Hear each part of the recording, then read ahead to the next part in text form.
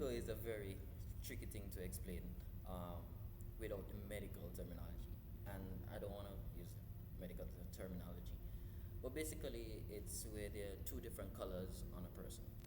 It's like a skin condition where like um I'm not sure if it has to do with the pigmentation, but it's just kind of like skin discoloration. So one part of your skin will be a different color than another part of your skin.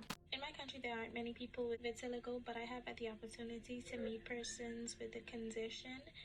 However, I don't know a lot about the condition other than the fact that it affects the pigmentation of a person's skin. Vitiligo, from what I remember, is a disease of the skin, whereas people are unable, well, the skin cells are unable to produce the pigment melanin, which is useful for reducing the damage inflicted by UV radiation from the sun. Over 70 million people across the globe are affected by vitiligo. The disease, which affects the skin, has no bias against race, gender, or ethnicity. Many who suffer from the condition are also affected by psychological issues such as depression, body image issues, trauma, and poor self esteem.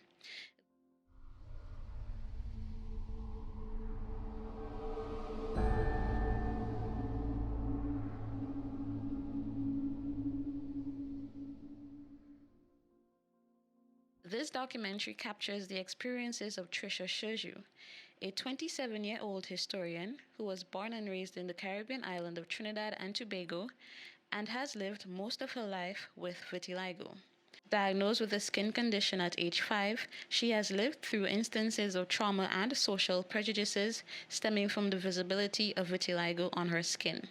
Despite the challenges of her early life, she has made major accomplishments, receiving a bachelor's degree in world history and French and a master's degree in history. She works as a researcher in Trinidad and Tobago and is pursuing a PhD in Egyptian hieroglyphics with a particular interest in Middle Egyptian grammar with hopes of a career in museum studies. Trisha describes her struggles with body image and her journey towards self-acceptance, living in a Caribbean society where physical perfection is highly rated and celebrated and is a major part of the social culture. From what my parents told me, they just started noticing, like lightening of the skin in like really, really small patches, I think on my hands. And they took me to the dermatologist who diagnosed it right away. And they put me on steroid creams, I think, to try to stop the spread. And also, when that didn't work, they tried something called PUVA at the time, PUVA. It was, it's this really complicated sort of chemical thing that I don't really understand, to be honest. But basically, I had to take a pill and then go in the sun for about 30 minutes every day. So because the sun exposure was supposed to encourage the melanin to, repigment the white spots. I think it worked, but the side effects of that were really, really serious. So my dad was like, yeah, it's really not worth it, because at the end of the day, she's perfectly healthy. It's just a few white spots on her skin. After that, tried basically anything and everything under the sun. So continuation of steroid creams to try to halt the spread of it whenever new spots would pop up.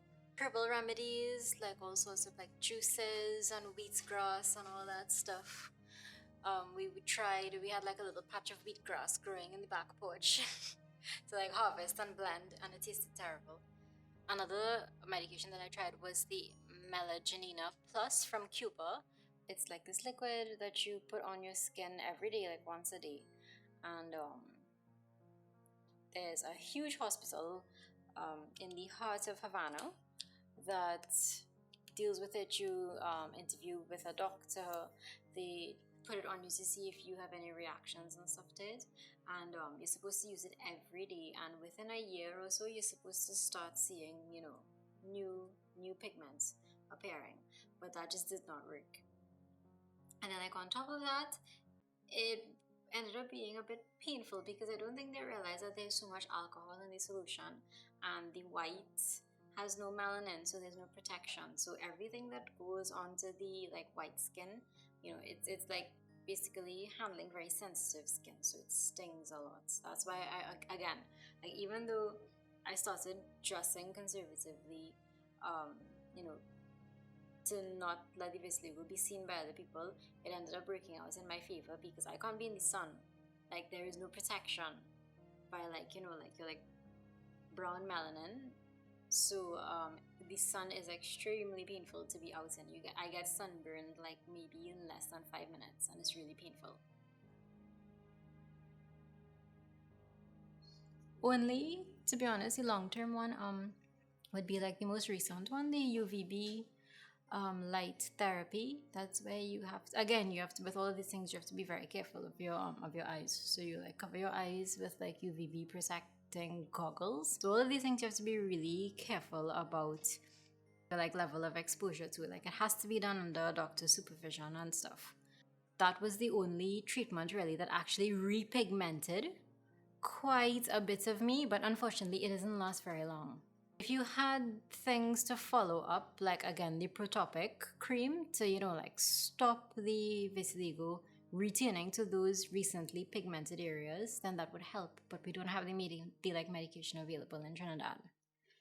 Pharmacies in the Caribbean purchase medicine wholesale from pharmaceutical wholesalers and occasionally directly from pharmaceutical manufacturers. Patients suffering from vitiligo in the Caribbean sometimes face challenges in finding treatments for their condition. There are good treatments available that wouldn't repigment, like the skin, but they would at least halt the spread of it. But the treatments aren't available in Trinidad. You would approach it with your doctors and dermatologists. They would have the perception, either one of two perceptions. One, that it's a topical problem. It's not something that's actually negatively affecting your health, and therefore it's not that important. And the second perception would be there are not that many people in Trinidad, that have vitiligo, and therefore it's not worth, like the medical companies, I guess, bringing in the amount of medication that they would have to like, I guess, like, what, make a profit. Like, the number of patients doesn't equal the amount of medication they would have to bring in if they had to place orders. Beautiful to me is an individual with nice hair, nice eyes, a nice nose, a nice face in general, and someone who can present to you their self without in their natural state, without additives such as makeup or even like a plastic surgery. What is really beautiful about people is the confidence that they have.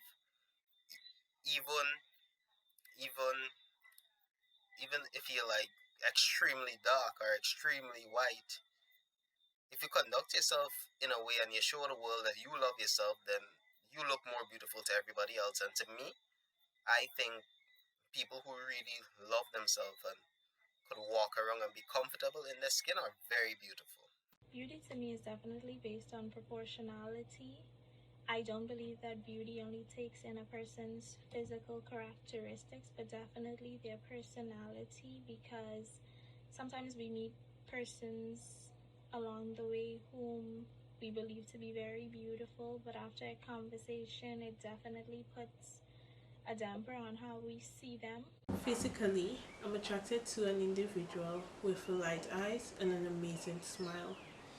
But what takes it over the edge is confidence. Not condescending confidence, but an individual who is comfortable in their own skin.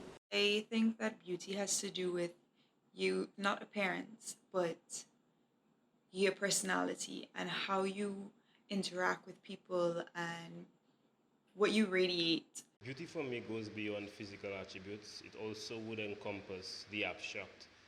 If it's an object, what good can the object be used to bring about? If it's a person, not just their physical appearance being appealing, but also their disposition, their personality. Someone's demeanor and how they interact with persons could be something that I find beautiful, like an interaction between, a mother and, seeing their newborn kid could be beautiful. Um, in terms of physical attributes, I could say I think things that are more on the symmetrical side, a beautiful, like someone that has like, you know, some form of like a symmetrical face, or that type of thing. Basically, what I may deem beautiful is not what somebody else may deem beautiful, and vice versa. So, what it is that yes, we all look at the physical of an entity. That's our first stance, but I try my best to look beyond that and see beneath. Beautiful to me is someone who has a good personality and is relatable, and someone who is of good character, and someone who's attractive in the sense of their personality. I think I had low self esteem when I was a teenager because I would look at myself as being this, this weird thing. I started dressing more conservatively, like to cover it up as much as possible. I wouldn't wear swimsuits. I wouldn't go to pool parties. I mean, I have a pool at my house and I stopped swimming. Like, I would only swim, like in the evening or at night and stuff when other people wouldn't see, like bright sunshine, white spots everywhere, that kind of thing. Like, try to avoid having people interact with me about it. So to avoid, people commenting on it, I would wear long sleeves. I would wear long pants. I stopped wearing shorts. I stopped wearing sleeveless shirts. My makeup skills got really good because, I learned how to do the various, types of camouflage, not only on like face and stuff, but like full body camouflage. Before I discovered Dermablend, because Dermablend is also, like full body coverage, Sally Hansen has sort of like a self-tanning airbrush spray that I use like on my legs sometimes. If you spray that, if you can mix them, the shades enough to like match your skin tone, it would be opaque enough to cover the vits, and like no one would know.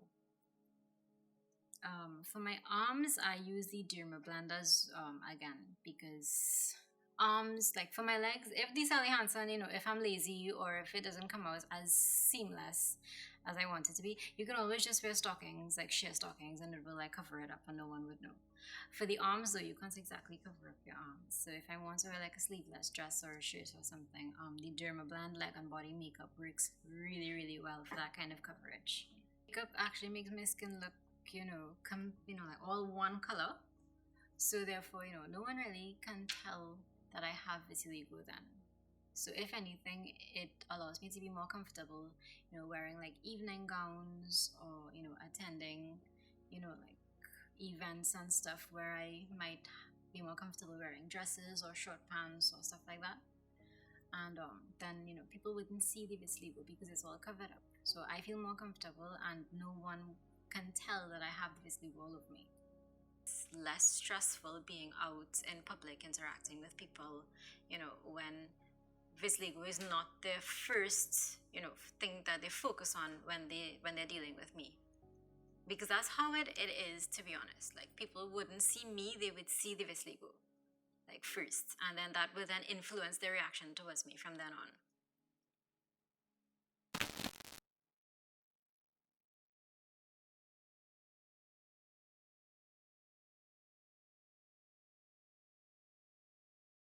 I try not to treat them different, but at the same time, I'm human. I will notice that like they look different than the norm. Um, I would try my best, and sometimes you actively have to try your best not to let physical differences get in the way of actually getting to know people or understand people. And I think that in itself is kind of beautiful. Personally, to me, if I had a friend with vitiligo, I would treat them the same way as anybody. You're a person. You're not a thing. They're not a thing or anything like that. They're a human being, a living human being, and should be treated as such, not as nothing just because they got some off pigment or anything like that.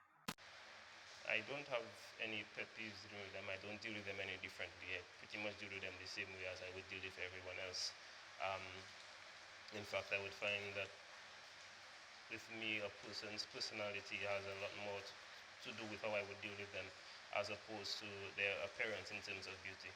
Beauty is a social construct that has been created, and society views this person as beautiful as opposed to this person, but but in essence everybody is beautiful in their own ways. It might not be, oh, you fit this particular standard or you fit that particular standard, but everybody is beautiful in their own way. I treat that person just as how I would treat any other person who would fit the beauty standard.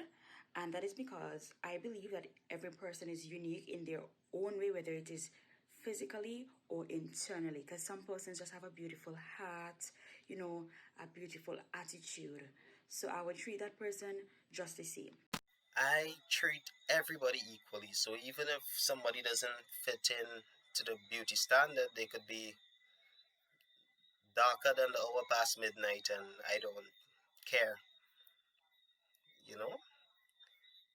Or they could be white like French vanilla ice cream, and I don't care because I believe all people are created equally.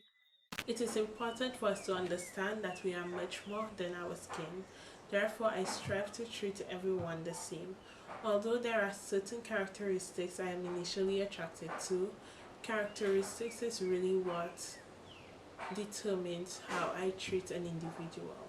It would be easy to say that I treat persons who do not fit my standard of beauty equally, but that would not be entirely true. I do find myself judging people, and it's difficult not to do so, especially with the influence and impositions of the media and the acceptable beauty standards today. It makes it very difficult to overlook certain physical features on a person and to just accept them for who they are. The Caribbean is from one big melting pot, so their standard, this whole universal standard, should never be our standard because we have several different cultures. We have seven different representatives of what's beautiful, and we should be the ones saying, why are we following the Western world? We know better. Do better.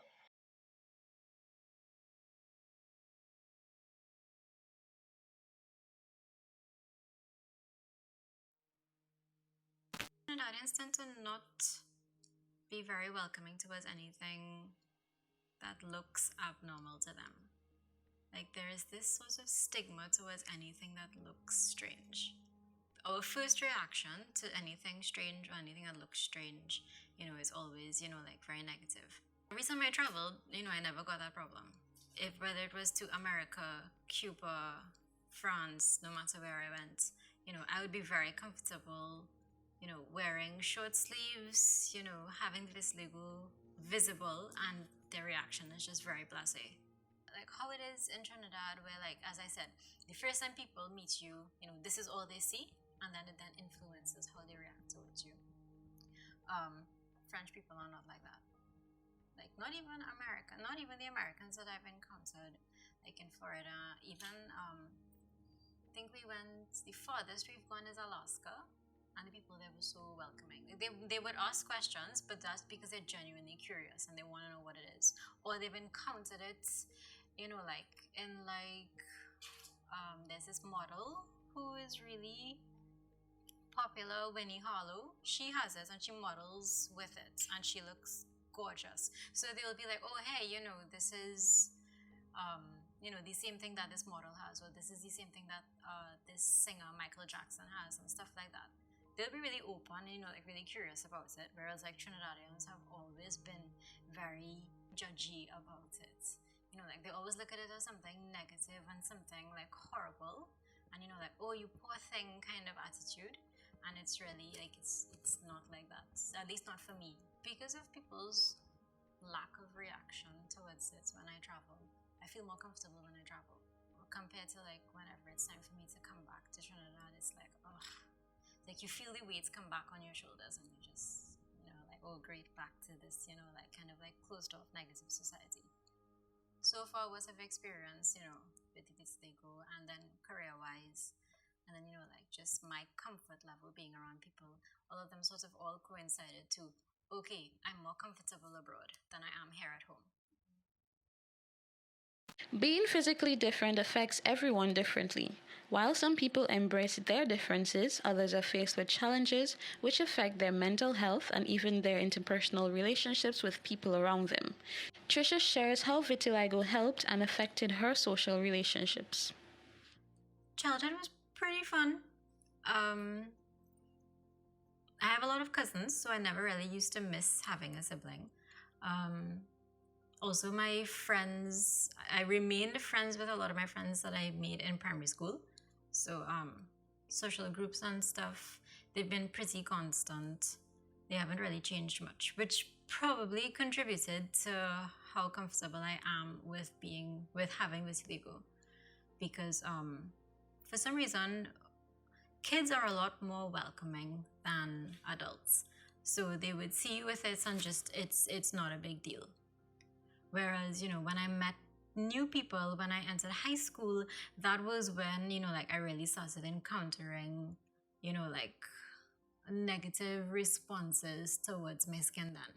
Like high school teenagers and even adults who would just be really mean about it, just automatically. Without even knowing anything about you, they are just either making really negative comments about it, refusing to be near you because they think you're contagious or something, refusing to have their kids come near you because they think that you're contagious, or it's just something weird that looks really strange to them, so they don't want to have anything to do with it, but they're really comfortable pointing and talking about it though, just from a distance. It was a bit difficult for me to make new friends in university, and even to the latter half of high school as well, because it took me, as I said, a really, really long time to start warming up to my classmates and stuff like that.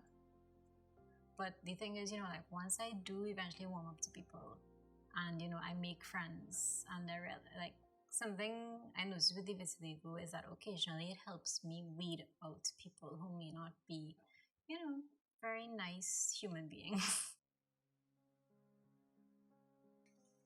I've been speaking to people online and stuff.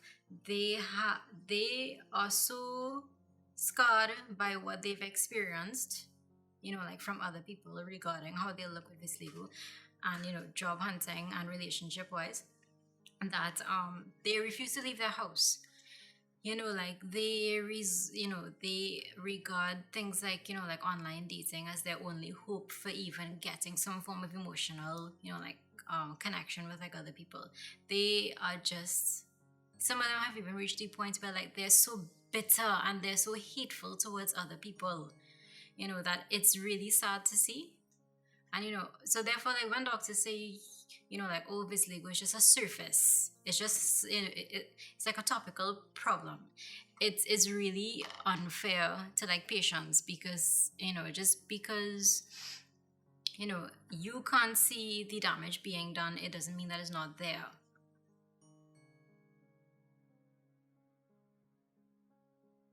I do have hopes, yeah, but I don't think it would really affect me much, because if it's legal, I've had it for such a long time that it's on most of me by now. And even if it's not on most of me, maybe it's on half of me, but